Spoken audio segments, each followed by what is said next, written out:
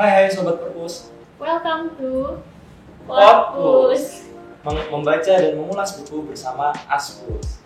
Aspus itu apa sih? Kasih tahu dulu dong ke teman-teman. Oke, jadi Aspus tuh singkatan dari Asisten Perpustakaan yang ada di Politeknik Siber dan Sandi Negara.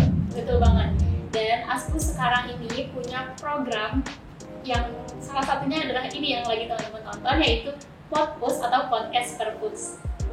Jadi apa sih Kak yang bakal kita bahas di Podpus ini? Di Podpus ini kita bakal menyajikan ke teman-teman rekomendasi tentang buku-buku yang beragam, dan nantinya nggak bakal ada satu episode aja, tapi ada banyak episode yang lainnya. Dan kali ini kita akan ngomongin tentang apa?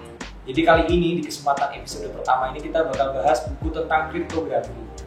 Jadi tapi sebelum kita bahas buku-buku tentang kriptografi, masa teman-teman sobat-sobat Perpus belum kenal kita sih? Jadi kita itu dari Aspus 2022, saya Syafri Dan saya Syafira. Jadi kita duo Syaf.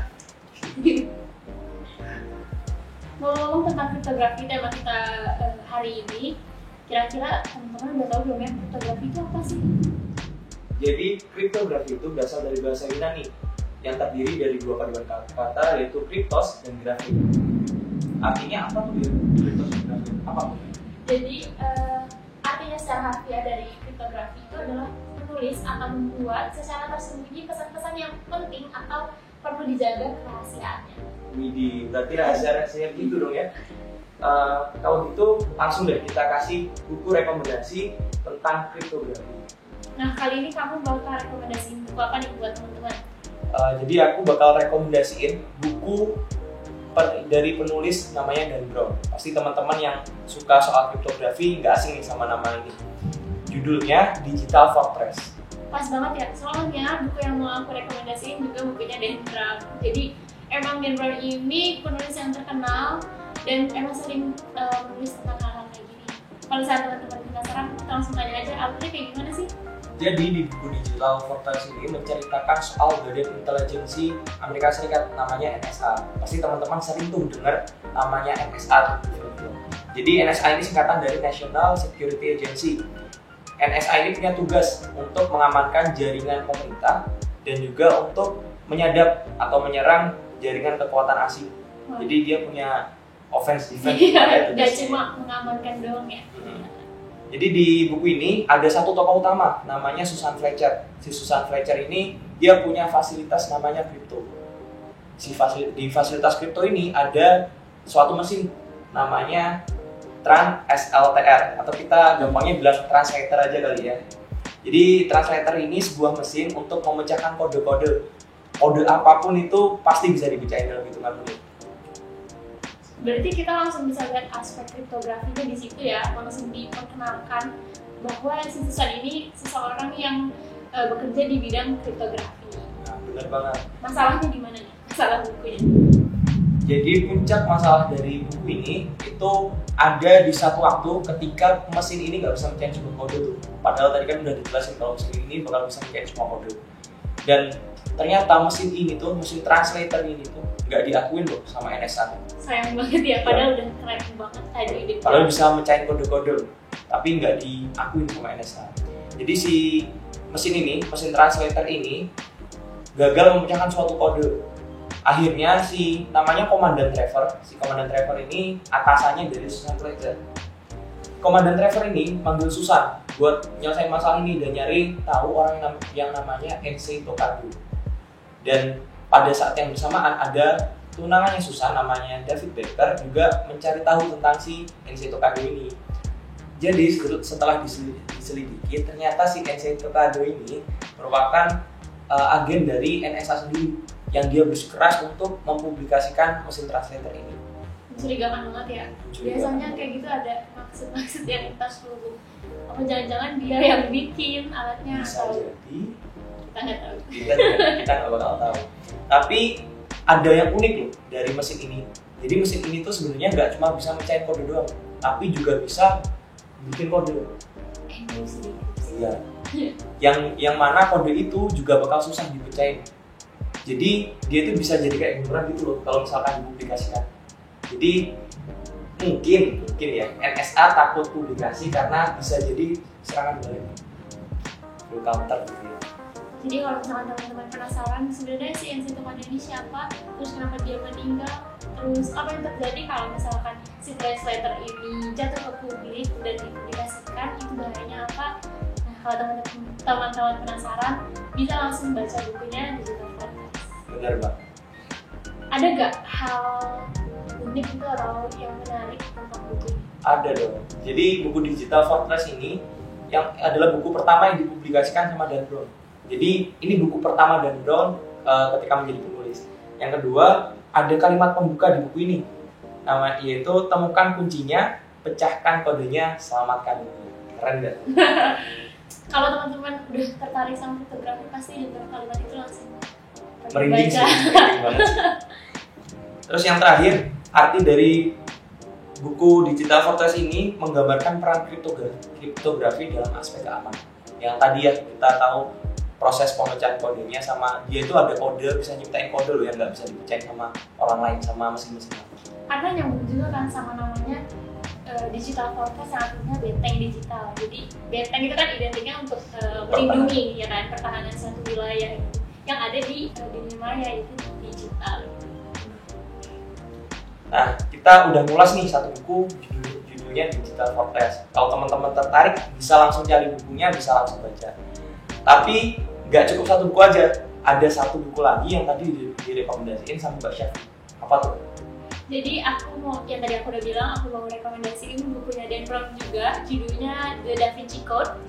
Jadi di buku ini, sebenarnya buku ini ada triloginya yang ditulis oleh Dan Brown, yang ada satu tokoh utamanya yaitu namanya Robert Langdon. Robert Langdon ini adalah seorang simbolog dan profesor lulusan dari Harvard University.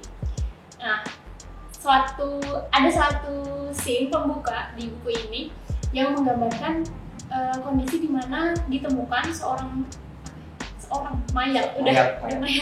Jadi itu ditemukan di Museum Louvre di Paris dengan posisi yang nggak biasa. Jadi dia itu ditemukan dengan posisi seperti lukisannya Leonardo da Vinci, yaitu Vitruvian Man. Kalau teman-teman penasaran bisa nih langsung searching apa itu Vitruvian. Nah, jadi selain posisinya yang aneh itu, yang nggak biasa, ada suatu pesan yang sepertinya ditulis dengan darahnya sendiri di samping tubuh itu, yang pesannya ini terenkripsi. Jadi kalau kita orang awam terus kita baca, kita nggak bakal ngerti maksudnya apa. Pesannya nggak bisa dibaca, kita nggak tahu apa arti pesan itu. Berarti langsung ngarah ke kriptografinya. Betul banget. Di sini di awal langsung disajikan aspek kriptografinya dari buku ini. Dan setelah pesan itu dekripsi, istilahnya langsung jadi kripto gitu. Setelah dicari tahu artinya, pesan itu artinya adalah cari Robert Langdon. Kalau kamu pernah nggak baca atau nonton filmnya Detektif Conan? Pernah sih. Jadi biasanya kalau ada suruh cari ada nama orang tuh biasanya dicurigai sebagai pembunuh. Iya, betul banget. Jadi kan, wah, pihak polisinya langsung ngincer di mana nih namanya Robert Langdon kan, langsung dicari. Dan jadi si mayat ini punya cucu yang udah lama hidup sama dia, namanya Sophie. Nah, si Sophie ini beda perspektifnya sama pihak kepolisian. Karena dia udah kenal sama kakeknya, dia dari kecil itu suka diajak kayak tebak-tebakan, ya gitu, udah mainan-mainan kode dari kecil. Udah ini ada chemistry sama kakeknya. Betul banget, jadi dia ngerti nih, kayaknya menurut kakek aku itu bukan pembunuhnya deh. Kayaknya itu dia yang bakal membawa kita ke pembunuh aslinya ini siapa gitu. Jadi si Sophie ini bertemu lah dengan Robert Langdon dan juga dengan pihak kepolisian, dan mereka mencari tahu. Nah, dari situ dimulai perjalanan mereka dalam mencari tahu tentang pembunuhnya aslinya ini siapa. Tapi masalahnya adalah pihak kepolisian itu yang tadi perspektif itu beda sama Sophie. Mereka itu percaya kalau Robert Langdon ini patut dicurigai sebagai pembunuhnya. Tapi mereka kayak pengkhianat gitu, di depannya baik-baik aja dan percaya sama Robert Langdon, padahal mereka mau memanfaatkan keahliannya si Robert Langdon itu yang sebagai profesor dan simbolog dimanfaatkan gitu. Dan sebenarnya tuh mereka mau nangkep dia, tapi mereka di depannya baik-baik aja. Jadi sebenarnya si Robert Langdon ini posisinya terancam gitu di perjalanannya. Nah, kalau teman-teman penasaran nanti ujungnya gimana, ketemu nggak sih pembunuh aslinya siapa, terus apa jangan-jangan si Robert Langdon-nya yang malah jadi bahaya atau gimana, teman-teman bisa langsung baca aja bukunya Da Vinci Code. Bener banget. Terus Kak, ada nggak sih hal-hal menarik atau hal-hal unik? Tadi kan ada tuh dari buku Digital Fortress. Kalau dari buku Da Vinci Code ada nggak hal-hal unik? Pertama, kalau tadi Digital Fortress itu buku pertama, buku ini Da Vinci Code ini buku yang terkenal banget dan ada filmnya. Ada filmnya. Jadi kalau misalnya teman-teman nggak cukup nih baca bukunya, pengen kayak kebayang-bayang gimana sih ini, soalnya ya di dalam bukunya itu banyak lukisan-lukisan yang terkenal, dia kayak ada filosofinya gitu loh ternyata gitu. Kadang kan kita nggak ngerti ya, kalau misalnya nggak punya jiwa-jiwa artistik itu kita nggak ngerti maksudnya. Oh iya bagus, kita cuma ngertinya bagus aja gitu kan. Tapi ternyata itu bisa menjadi suatu pesan yang tadi tujuannya untuk nyari pembunuh kan, nyari seseorang itu sih yang mayat ini ternyata itu jenius banget, bisa pakai clue-clue tentang di lukisan-lukisan yang terkenal gitu. Jadi di perjalanannya itu kita dikenalin sama bangunan-bangunan historis, dia ke museum satu dan lainnya, dia ke gereja satu dan lainnya. Dan jadi di dalam buku ini kalau misalkan teman-teman nggak cukup dengan baca buku dan mau lebih divisualisasikan, itu bisa banget buat nonton filmnya. Walaupun ada buku yang versi yang dia menyantumkan foto-fotonya gitu, jadi bergambar. Tapi kan lebih keren kalau nonton film. Iya, iya betul. Lebih seru kalau nonton film gitu. Nah, karena tadi yang dia banyak lukisan-lukisan dan juga di novel ini banyak kaitan-kaitannya dengan kepercayaan atau agama. Jadi buku ini sempat jadi kontroversi atau viral ya sekarang namanya bahasanya, sempat viral. Dan kamu tahu nggak di covernya itu, di cover bukunya itu ada tagline-nya itu memukau nalar mengguncang iman. Ini kalau teman-teman yang imannya gampang ya, jangan. Iya, karena ya tadi aku bilang ya, dia itu di perjalanannya dia ke museum-museum, dia ke bangunan-bangunan yang penuh dengan sejarah. Jadi Dan Brown ini menyajikan gabungan atau campuran kolaborasi lah gitu dari sejarah dan juga cerita fiksi yang dia buat gitu. Jadi kita tuh sebagai pembaca itu, kalau saya dulu ya waktu saya nggak tahu tuh ada namanya Museum Louvre di Paris dan lain-lain, ya saya percaya aja itu ada, walaupun sebenarnya bisa aja nggak ada gitu, itu ya manipulasi gitu. Ada yang ada sejarahnya, ada yang bukan bagian dari sejarah gitu. Jadi makanya dia pernah jadi kontroversi karena ya itu kayak menggiring opini tentang ya itulah sejarah. Karena kan ada ya orang-orang yang merasa kayak sejarah itu sangat penting dan untuk diketahui gitu kan. Jadi kadang itu jadi hal yang sensitif, makanya jadi kontroversi. Keren banget ya, keren banget, bisa menggoyahkan iman. Jadi kalau teman-teman penasaran nih, bisa langsung baca bukunya Dan Brown yang judulnya Da Vinci Code, atau kalau pengen lebih keren visualisasinya, lebih lihat filmnya aja. Ya, jadi double. Iya, bener banget. Kalau misalkan di Digital Fortress, kamu punya nggak? Kan biasanya nih orang yang suka baca buku, dia tuh punya kalimat favorit gitu atau quotes dari buku itu. Kamu punya nggak? Ada satu quotes di buku Digital Fortress yang paling saya ingat. Kata-katanya gini, everything is possible. The impossible just takes longer. Itu kayaknya nyambung sama yang tadi dibilang kalau si translator itu nggak bisa Iya, dipecahkan benar gitu. banget. Jadi nggak ada sesuatu di dunia ini yang nggak mungkin. Kalaupun ada, itu cuma butuh waktu doang. Atau mungkin tenaga yang lebih effort. Effort lah. Nah, kalau di buku The Da Vinci Code ada nggak kata-kata yang kakak paling ingat bang? Enggak, jadi kalimatnya itu gini. Men go to far greater lengths to avoid what they fear than to obtain what they desire.